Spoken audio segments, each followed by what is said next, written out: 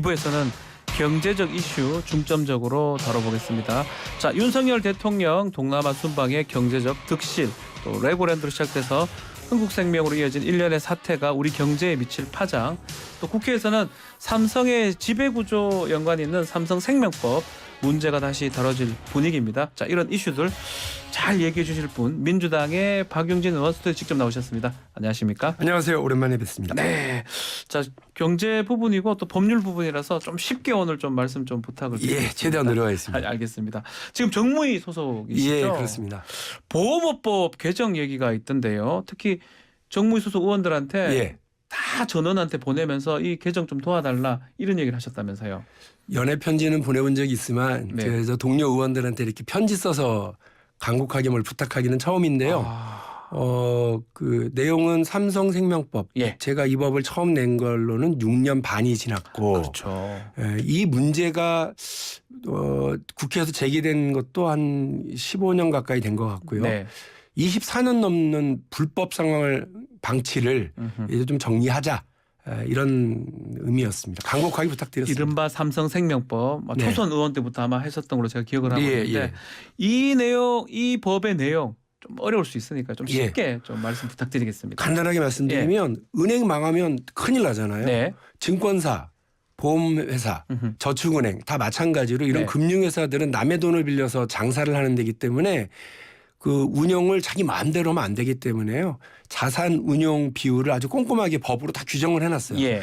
그중에 하나가 보험업이 계열사의 주식을 살 때 자기 총자산의 3%를 넘지 못하게 딱 막아놨죠. 네, 맞습니다. 그런데 대한민국의 모든 그 보험회사들은 다 그 법을 지키고 있는데 유일하게 삼성생명과 네. 삼성화재만 삼성의 그 보험회사들. 네. 삼성전자 주식을 3% 넘게 초과해서 가지고 있는데 이걸 네. 아무도 손 못 대고 그냥 전전긍긍하면서 지금까지 온 거죠. 예. 이 비율을 제대로 지키자. 어허. 아니면 아예 법에다가 예.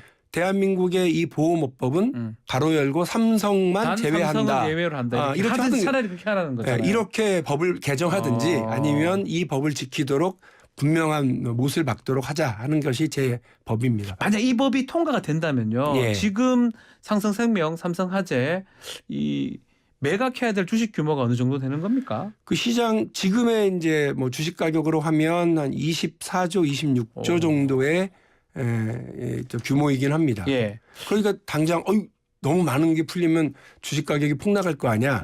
그래서 이 법에 친절하게 무려 7년 동안 네. 나눠서 매각할 수 있도록 되어 있고요.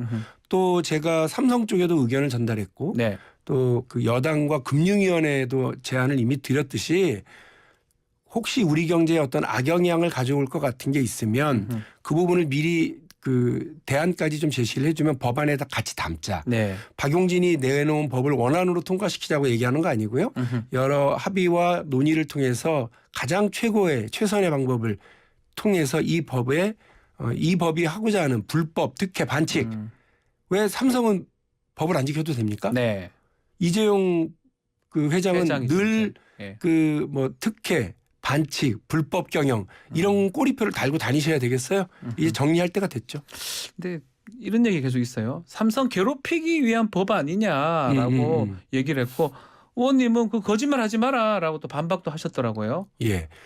지금 이 라디오 이제 우리 이 대담을 듣고 있는 청취자분들은 그래 박용진 역시 훌륭해. 저 사람은 늘 저렇게 정의롭고 좋은 일만 하네. 네. 그런데 그게 나랑 무슨 상관이야. 이렇게 생각하실 텐데. 그런 분들도 많을 수 있어요. 예. 혹시 삼성전자 주식 가지고 계십니까? 예. 그러면 돈 벌 수 있는 기회가 이 법 때문에 열립니다. 잠깐만요. 삼성전자 주식 갖고 계신 분들 많죠. 많죠. 되게 600만 명. 좋은 좋다고 예. 뭐 말씀 제가 잘못한 것 같은데 되게 하여튼 호재. 호재 어떤 의미에서 이게 이슈가 호재가 될 수가 있는 겁니까? 제가 오늘 이것만 기억하시면 될 것 네. 같아요. 700만 명 대 1. 700만 대 1? 예. 네. 이 법이 통과되게 되면 700만 명의 국민들에게는 돈 벌어주는 법입니다. 1. 그 삼성생명이 과도하게 쥐고 있었던 삼성전자 주식을 내다 팔고 예. 돈으로 바꿔서 원래 유배당 계약자들이라고요. 삼성생명과 계약을 했었던 분들 중에 당신이 낸 보험료로 돈 벌면 내가 배당해 드릴게요. 이런 삼성의 말을 믿고 보험을 들었던 분들이 예. 160만 명이 계십니다. 맞네요. 아직도. 예. 근데 그분들에게 이 유배당이 한 5조에서 6조 정도가 시행될 거라는 거예요. 배당이 된다는 거죠. 예. 그러니까 이분들은 당연히 돈을 벌죠. 160만 명. 그리고 삼성생명 주주들도 역시 배당이 시행되니까 돈을 벌게 됩니다. 그러면 역시 이분들에게도 돈 벌어주는 법. 12만 명. 네. 그리고 600만 명의 삼성전자 주주들은 왜 돈을 버냐? 아직 이제 이 법에 논의를 하는 과정에 제가 그 법도 낸 적이 있었는데요. 네. 삼성전자만이 사실은 삼성생명 주식, 이 삼성생명이 내놓는 이 주식을 자기 회사 주식, 자사주를 매입할 수 있는 재정적 규모를 갖춘 데는 삼성전자밖에 없어요. 삼성전자 직접 자기 주식을 매입해야 된다는 거죠. 그렇게 해서 소각하게 만들면 예전에 애플이 자사주를 매입해서 소각해 버리니까 애플 주식이 막 뛰었거든요. 주식을 매입해서 주식을 줄여버리는 거죠. 예. 소각한다는 이 방식대로 건. 가면 삼성전자 주식도 뜁니다. 그래서 이 법을 제가 냈을 때 삼성전자와 삼성생명 주식이 실제로 뛰었어요. 예. 이걸 기억을 하시면 네. 700만 명이 넘는 국민들에게는 돈 벌어준다. 근데 이재용 부회장 한 명만 약간 곤란. 예, 무슨 뭐 지배력을 잃거나 자기 돈을 손해보거나 하는 것도 아니고요. 네. 약간 곤란해질 수 있다. 이거는 맞는데 불법 상황을 해소하고 우리 온 국민은 기분 좋고 네.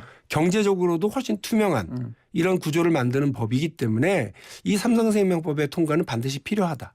국회 논의 과정을 좀 봐야 될 것 같지만 예. 민주당 내에서 분위기는 좀 어떻습니까? 이 법 관련해서. 일단 이게 법안 일소위인데요. 예. 일소위 위원님들은 전체가 다 공감하고 반드시 통과시키자라고 하는데 의견을 다 같이 하고 계시고 어제 소위가 한 번 있었고요. 예. 오늘 우리 민주당 의원님들끼리 이 쟁점 법안에 대한 수기 논의를 좀 이제 오늘 하기로 약속을 잡았습니다. 네, 알겠습니다. 지켜보기로 하고요. 자, 윤석열 대통령 동남아 순방 부분도 한번 얘기를 좀 드려보면 어떻게 보셨습니까? 뭐 특히 좀 경제적 부분도 좀 말씀 주시면 좋을 것 같고요. 어제 한중 정상회담도 했습니다. 우리 순방을 통해서 얻는 것, 잃는 것 한번 짚어주시면 좋을 것 같습니다. 일단 거기에서 한미일 뭐 그 이제 3자 회담이 릴레이 있었고요. 뭐 이렇게 회담이라고 표현하더라고요. 있었고 또 시진핑 네. 주석과의 또 이제 그 회담도 있었고요. 근데 이제 걱정은 이 전체적인 걱정은 우리가 사실은 중국을 상대로 경제적으로 많은 이득을 취했지 않습니까? 네. 중국에게는 한국은 제2위 교육국가고 우리는 중국이 제1위 교육국가입니다. 네. 그러니까 여기서 돈을 벌고 있는데 윤석열 대통령의 경제 외교가 외교 안보 스탠스는 미국 쪽으로 살짝 경도되어 있어요. 네, 미국 쪽으로. 살짝? 아니, 제가 볼 때 조금 뭐 더 확실하게 경도가 되어 있는데 이 미국으로 경도되면 중국과는 경직되게 되어 있습니다. 네.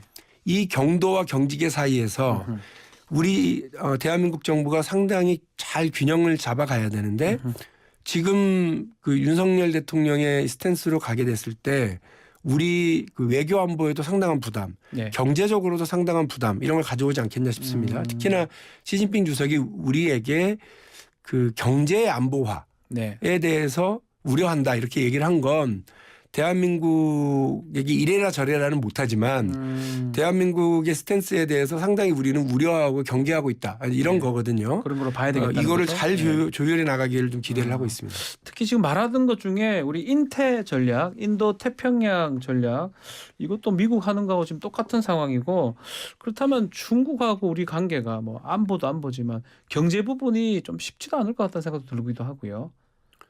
그게 가장 걱정스러운 거죠.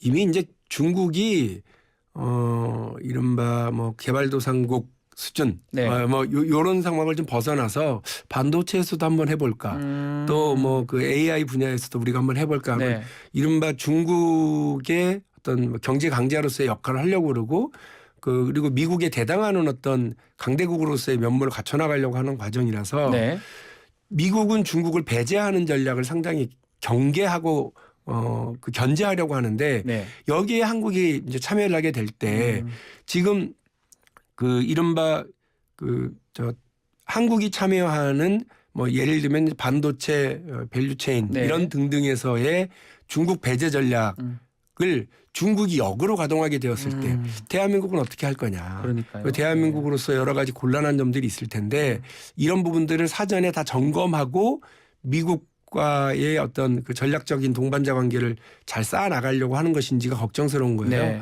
그 저는 지금의 뭐 윤석열 정부의 이런 우려스러운 지점을 비판하기보다는 이런 그 걱정스러운 지점들을 야당이 잘 제기해서 네. 우리 정부가 이런 우려들을 선제적으로 좀 해소해 나갈 수 있기를 기대하는 마음에서 말씀을 드립니다. 의원님 뭐 오늘 이제 귀국을 하는데 순방 점수 매겨줄 수 있을까요?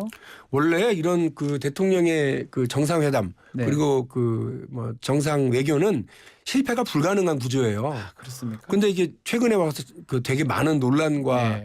이런 헛발질들이 계속 있어 왔잖아요. 뭐 막말 논란도 있었고요. 네. 지난번에 이번에도 예. 사실은 나가서 풍성하게 그냥 성과만 잘 걷어서 들어오면 될 일을 나가기 전부터 논란을 만들고 나갔잖아요. 네. MBC 전용기 배제 논란부터 시작을 해서 또 전용기 안에서는 그 저 뭐 기자 특정한 두- 기자들만 네, 이렇게 두 사람. 불러다가 네. 환담을 나누는 대통령으로서는 좀 그 적절치 못한 태도를 보여줬는데요. 제가 봐서는 그 윤석열 대통령은 그 이번에 전용기 관련된 논란만 하더라도 예전에 찾아볼 수 없었던 기상천외한 대통령의 어떤 예. 모습을 보이고 있는 거는 좀 비판받아 마땅하다고 생각합니다. 그 잘 준비된 외교안보에서의 어떤 뭐 성과를 걷어찬 것도 있지만 예. 국내적으로는 이 어떤 뭐 언론 탄압 그리고 언론의 자유를 훼손하는 이런 일을 스스로 만들 이유가 전혀 없거든요. 네. 뭐 이거 아쉽다면 아쉽다고 말씀드릴 수 있고 비판받아야 될 아주 비판받아 마땅한 지점이라고 저는 가려지는 생각을 거예요. 합니다. 순방 성과가 점수 매겨줄 수 있습니까? 몇 점 이렇게 제가 질문 드리는 게 좀 과한가요? 이게 뭐 토탈로 이제 봐서는 7, 80점 7, 80점? 정도는 줄 수 있는데요. 네. 어쨌든 제가 아까 드렸던 그 부분이 아쉽다. 예. 뭐 원래 그 학생들 좋은 점수 받아도 네. 지각 무단 지각이나 무단 결석 있으면 네. 마이너스 되는 것처럼 평가에서 이 전반적으로 반영이 되게 되면 말씀드린 것처럼 스스로 성과를 걷어차는 기상천외한 대통령의 모습을 보이고 있습니다. 알겠습니다. 자, 주요 이슈에 가려져 있긴 한데 이 레고랜드 사태, 네. 자 이제 아직 시작도 안 됐다 이런 평가가 있습니다. 아니, 건설업계 분위기가 지금 매우 안 좋다면서요? 이제 걱정인데요. 예. 퍼펙트 스톰 네. 뭐 이렇게 말하는 것도 그 과한 건 아닌 것 같고요. 그리고 뭐 임박한 파국. 네. 제가 지금 이렇게 왜 이렇게 불안한 얘기만 해요? 왜 이렇게 걱정하시는 분도 계실 텐데 실제로 상황은 그렇습니다. 그러니까 아까 제가 말씀드렸죠. 그 금융권들이 혹여라도 잘못되게 되면 큰일 난다고 말씀을 드렸는데 그렇죠. 맞습니다. 지금 이 건설 경기가 안 좋고요. 물론 당연히 그 미국발 금리의 급격한 인상이 있고 또 인플레이션이 상당한 지점도 있고 그러면서 동시에 부동산 시장이 상당히 침체되어 있고 그렇죠. 여기에 건설 경기까지 안 좋은 아주 화약고 안에서 예.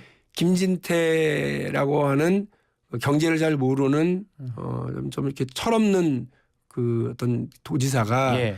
거기다가 그냥 막 그 뭐 라이터 불을 막 댕기기 시작한 거예요. 라이터 그래서 이제 일이 벌어지기 시작했는데 김진태 발 경제 위기라고도 얘기할 수 있지만 실제로는 지금 아주 위험한 상태이거든요. 왜냐하면 이 건설 경기가 안 좋으니까 그 건설 쪽에 돈을 빌려준 네. 많은 그 제2금융권들 여기가 지금 그 불안불안해지고 있고 건설회사들을 비롯한 주요 기업들이 현금이 지금 다 말라가지고요. 예. 회사를 운영하기가 지금 아주 어려운 상황까지 와 있거든요. 근데 여기에 더 많은 첩첩산중 막 일들이 벌어지고 있는 상황이다. 그래서 제가 지금 임박한 파국, 퍼펙트 스톰이라고 하는 이 상황을 저도 보이는데, 예. 그러니까 경제를 전문하지 뭐 경제를 전문적으로 보지는 않았지만 6년 정도 국회 정무위원회에 있다 보니까 이게 보이는데 네. 다 보일 거란 말이에요. 네. 그런데 지금 우리 정부가 하는 태도는 지금 뭐냐면 올해만 어떻게 넘겨보자는 태도예요. 올해만요. 예. 네, 이제 한 달 반쯤 남았는데 네. 올해만 어떻게 견뎌보자라는 거지. 이 경제 위기의 근본을 어떻게 해소해 나갈 건지 그리고 전략적으로 이걸 어떻게 해나갈 건지에 대한 지금 당장은 좀 아프고 손해 보더라도 예. 이걸 치유해 가야 돼 이런 전략이 있는 것도 아니고요. 뒷북 대처에 급급한 상황이에요. 네. 레고랜드 때도 뒷북 대처했죠. 흥국생명 저 사태 때도 그냥 뒷북 대처했어요. 네. 이랬다 저랬다 우왕좌왕 좌충우돌했거든요. 근데 이렇게 가면 우리 경제 당국이 기대하고 원하는 것처럼 올해도 못 넘길 가능성이 올해도 있어요. 못 넘길 수도 있다. 그래서 이게 경제 건설 회사 발, 김진태 발, 네. 경제 위기로 시작해서 금융 위기로까지 확산되기 시작하면 걷잡을 수 없을 것 같거든요. 심각하다 보시는 제가 거예요? 이걸 경고합니다. 예. 근데 분명히 경고합니다. 이 퍼펙트 네. 스톰과 임박한 파국이라고 말씀드렸고 임박한 파국이다. 예. 이 부분을 우리 정부가 윤석열 정부가 경제팀이 지금 제대로 대처하고 있냐, 이 위기를 정확하게 알고 있냐라고 네. 하는 우려가 들고요. 빨리 시급하게 제대로 대처하지 않으면 큰일 날 거다라고 하는 말씀을 드립니다. 큰일 날 것이다. 자, 마지막으로 이 금투세, 금융투자소득세 이 문제는 어떻게 보십니까? 뭐 이재명 대표는 신중해야 된다 이렇게 얘기했던 것 같은데 또 부자 감세 아니냐 이렇게 얘기를 했었어요. 의원님 생각은 어떻습니까? 이게 우리가 2년 전부터 이렇게 준비를 해오고 논의를 해왔던 사항이고 결론이 네. 이제 나 있는 상태이거든요. 그런데 이 부분에 대해서 아직 민주당이 그 입장과 원칙을 다르게 하지는 않았습니다. 어제 관련 의원들이 좀 모여가지고 협의를 했는데 네. 특별한 결론을 내지는 못한 걸로 제가 전에 들었고요. 이재명 대표가 이 부분에 대해서 뭐 개인 의견을 비공개 자리에서 얘기를 하기는 네. 했었지만 그걸 가지고서 이제 의견이 뭐 달라지거나 뒤집히거나 이러지는 않은 것 같고요. 네. 조금 더 뭐 논의의 시간을 조금 더 가져야 될 거는 같습니다. 강행할 것 같습니까? 어떻습니까? 지금 이거를 변경하려고 하는 건 정부거든요. 네. 유예를 하자. 다 또 유예하자라고 하면서 당연히 가야 될 길을 더 유예하려고 준비 부족을 핑계로 얘기하는데 준비를 안 한 게 누굽니까? 정부잖아요. 그래서 이 부분에 대해서 좀 명확하게 비판하고 지적을 좀 해야 될 것 같다는 생각이에요. 알겠습니다. 시간이 다 돼서 다음에 또 경제 얘기 다시 한번 모셔서 들어보겠습니다. 감사합니다. 자, 더불어민주당 박용진 의원과 함께했습니다. 고맙습니다. 감사합니다.